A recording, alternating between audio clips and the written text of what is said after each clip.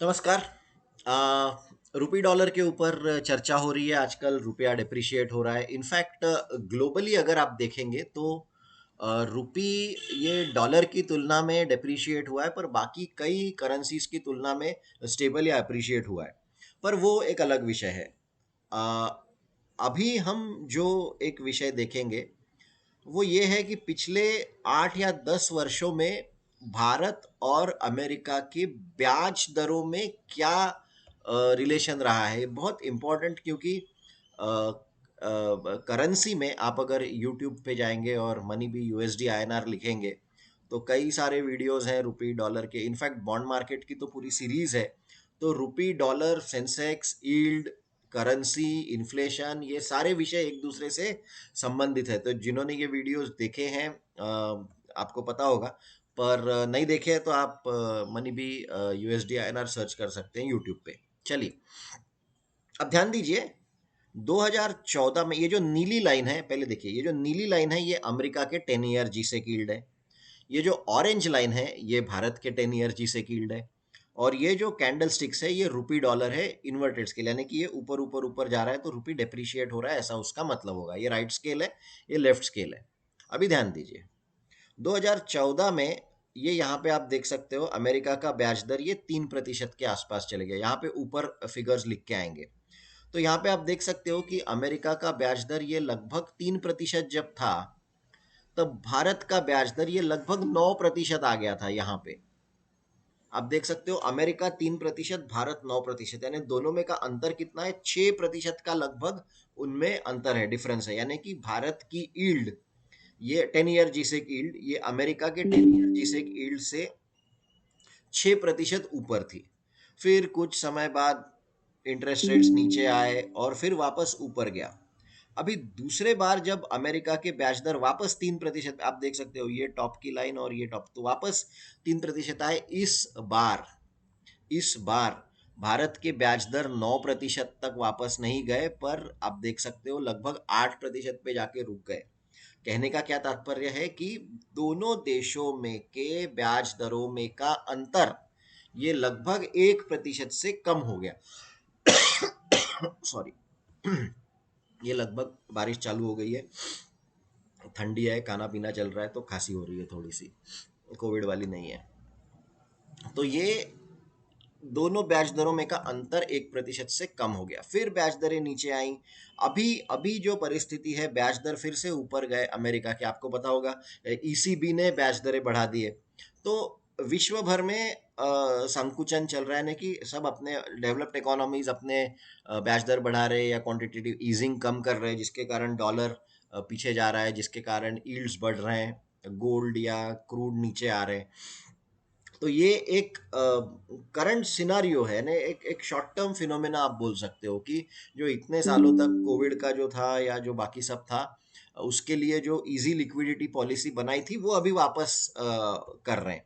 पर फंडामेंटली अगर आप देखेंगे इस बार, तो भारत के और अमेरिका के ब्याज दरों में का अंतर ये पिछले बार से भी कम हो गया, क्योंकि अमेरिका की ब्याज दर वापस वहां पे चली गई 3% पे, पर भारत की ब्याज दर इस बार 8% भी नहीं गई, बल्कि 8.5 7% पे जाके रुक गए। कहने का क्या तात्पर्य है कि 2014 में दोनों में का अंतर 6% था, फिर 2018 में ये 5% हुआ, और अभी 2022 में ये 4.5% हुआ। यानी कि दोनों देशों में के ब्याज दरों में का अंतर ये धीरे धीरे धीरे धीरे कम हो रहा है। आप बोलेंगे इसका क्या मतलब है? ये वीडियो की लिंक है, मैं ये लिंक शेयर करूंगा। एक कंसेप्ट होता है interest rate parity. Interest rate parity का मतलब है जिस देश में ज्यादा ब्याज दर है उस देश का करेंसी, यानी अपने केस में रुपी, ये ज्यादा उतने परसेंट से डेप्रिशिएट होगा। सो देयरफॉर अगर दोनों के ब्याज दर में अंतर कम रहा तो रुपी डेप्रिसिएशन कम होगा। अभी तो हो रहा है, मैं वही बोल रहा हूँ कि अभी जो हो रहा है वो एक स्पेसिफिक कारण से हो रहा है। पर अगर आप इसको थोड़ा दीर्घावधि में देखेंगे, 8 10 वर्षों का कालावधि देखेंगे, तो आपको पता चलेगा कि भारत की इकोनॉमी ये अच्छी अच्छी, और तभी तो ब्याज दरें कम है। क्योंकि ब्याज दरें बढ़ गई तो इन्फ्लेशन रहेगा, इसलिए ब्याज दरें बढ़ाई जाती है। अभी इन्फ्लेशन बहुत ऊपर है, पर अभी विश्व भर में है, कोविड हुआ था, वॉर चल रहा है।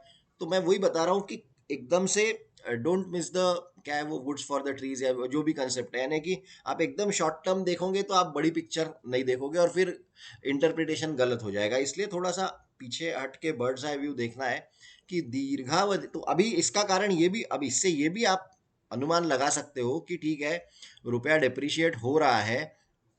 अब ये जो डिप्रिशिएट हुआ है यहाँ से, या तो देखेंगे शॉर्ट टर्म की, पहले बात कर लो।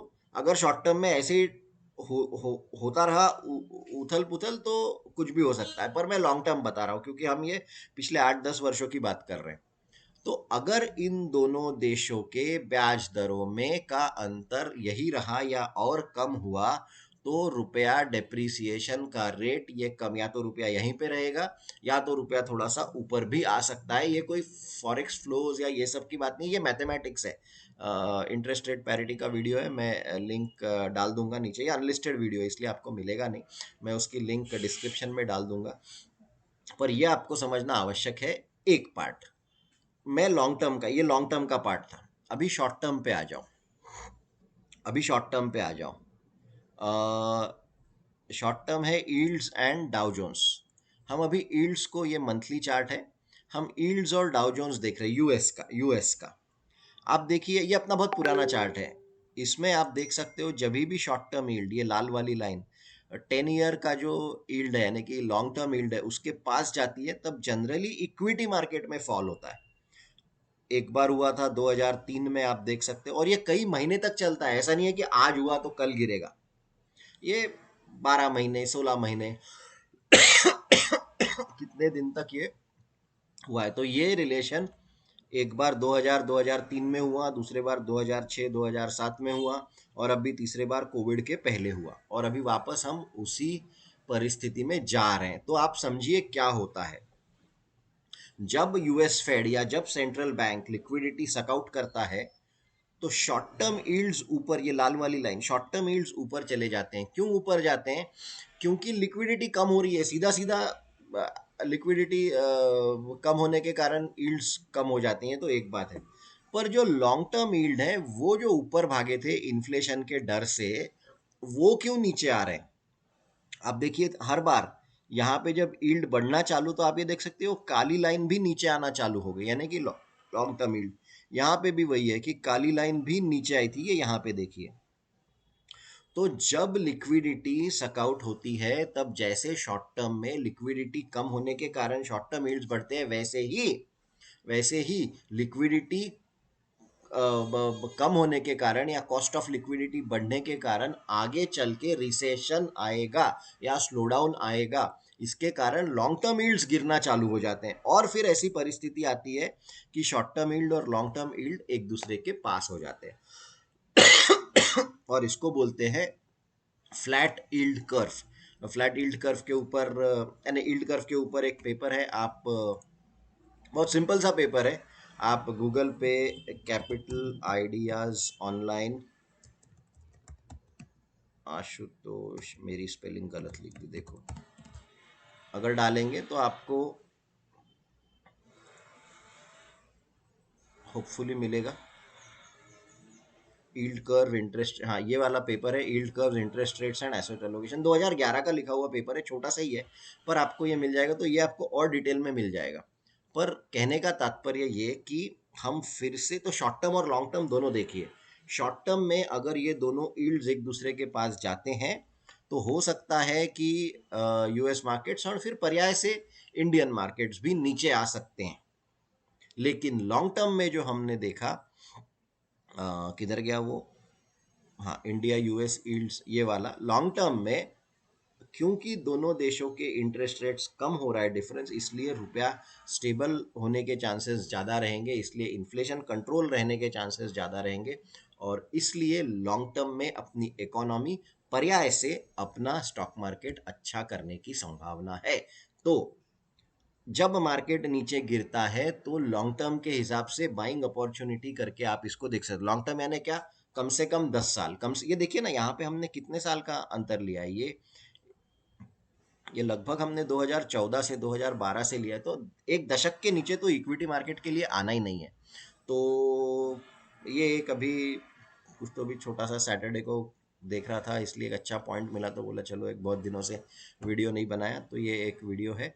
और यदि आपको और इन्फॉर्मेशन चाहिए तो डिस्क्रिप्शन में शैलेश सर का नंबर है, अपना कैपिटल मार्केट मॉड्यूल का कोर्स है, आप वो कोर्स कर सकते हो। और अपना व्हाट्सएप ग्रुप भी है जिसमें ये सारे डिस्कशंस होते रहते हैं। वीडियो देखने के लिए बहुत बहुत धन्यवाद। यूएस सॉरी यूएसडी नहीं यूट्यूब पर मनी भी सर्च करिए तो अपना वीडियोस आपको मिलेंगे। थैंक यू वेरी मच, अपना चैनल है। Thank you very much.